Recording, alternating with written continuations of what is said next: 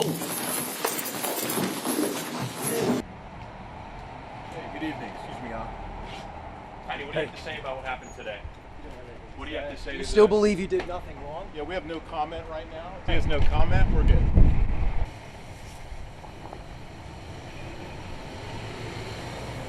More than 129 hours of Rick on the roof.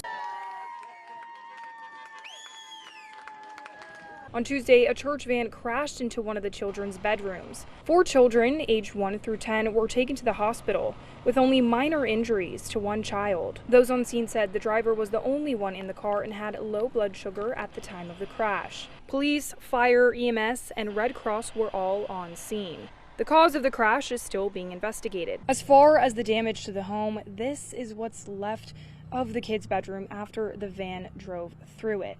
We do not know how the driver is doing tonight. As always, Wink News will keep you updated. I've been here for about 3 hours. I've seen multiple Charlotte County deputy cars here, dozens of deputies here as well as Northport Police.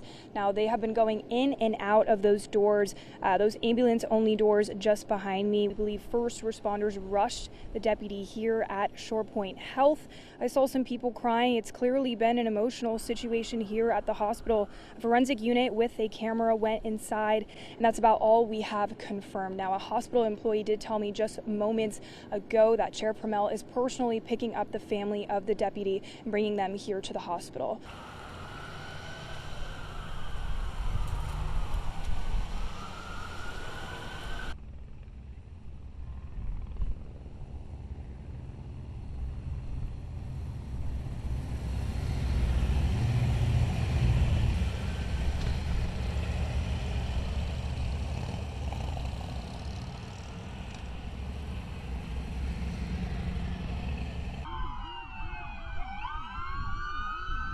It's not just what I'm seeing, it's also what I'm hearing. This scene has just been very emotional. Like you said, for over an hour now at this point, there's Lee County deputies, detectives, crime scene technicians all working the scene. You can even see some crime scene tape lining this perimeter here.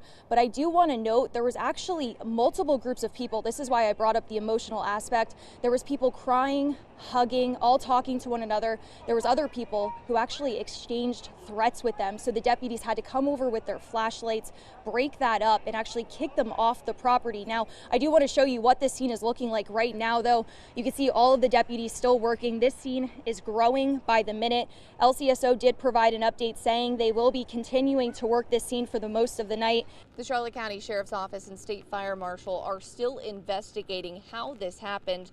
Right now, they have yet to tell us who died and how exactly they were lit on fire. You can see the evidence markers on the ground, and the forensics team was here taking photos and walking around with an evidence bag.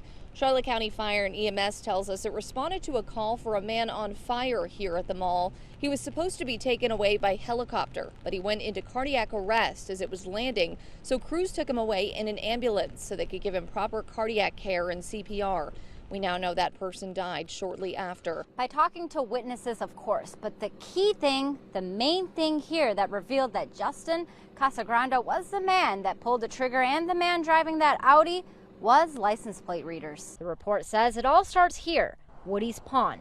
Back in 2020, Mario Sciano purchased a gun and was shipped to this pawn shop. That was the same gun that was found in Casagrande's house during a search warrant after the murders happened. Deputies say Casagrande rented an Audi in Georgia and drove to Florida the day before the murders. A license plate reader at US 17 and Vermont Road showed him traveling towards Trails End Drive.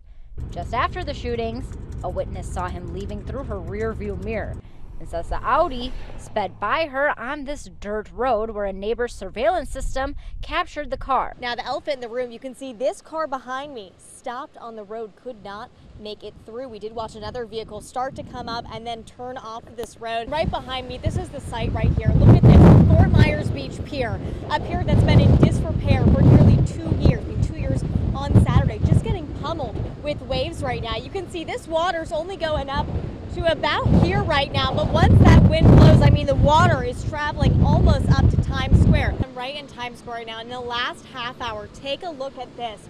The water from the Gulf is filling up Times Square. You can see how fast it's moving. Look at this with me. It's going just all the way down, going up Estero Boulevard right now. Antonella, I wonder if we can zoom in on it to show the power of those waves as they slam into the pier. Again, such a harsh reminder today. We're nearing the 2-year anniversary of Ian, watching those waves hit. This is happening very quickly. We watched Times Square fill up quickly. We're watching Estero Boulevard fill up quickly. That's right. The community has come together, gathered supplies for this neighborhood. I mean, just take a look at this devastation. It is complete devastation here in the Twin Palms resort. Look at that car flipped. We now know that this was the strongest tornado ever recorded in Southwest Florida history.